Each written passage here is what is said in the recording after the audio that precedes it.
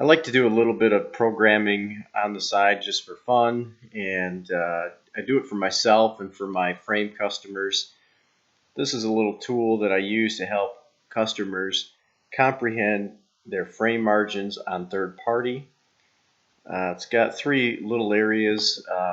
This is kind of a handy little calculator where you can compare various insurance plans and your frame margin on each plan. Particularly wholesale plans that have a wholesale frame allowance.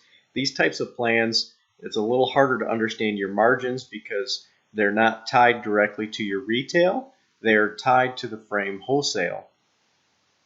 So it helps to really be able to break those down. The other part of the software helps us to understand the difference between frames that are promoted by an insurance company versus frames you buy yourself and how those margins compare.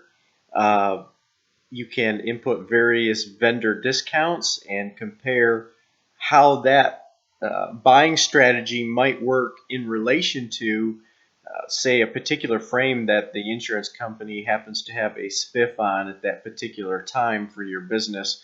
Are you really making more money? Sometimes you're not, because sometimes the vendor discounts on those spiff frames aren't that great, even though you're getting a spiff on the plan. And then there's a basic kind of comparison where you can enter one type of plan in and compare numerous frame margins in different scenarios. So say you have one particular plan and you're trying to figure out exactly what your markup strategy should be for that particular plan and how you should buy frames and plan for that and what kind of vendor discounts you really need to be getting.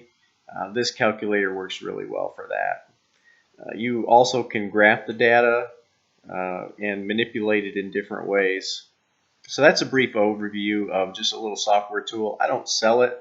I don't go out there and consult really anymore. I just kind of use this to help my customers understand, what do I need to buy for frames? What does my strategy need to be? What does my markup need to be? What price ranges should I be buying in based on the particular plans that are in my area?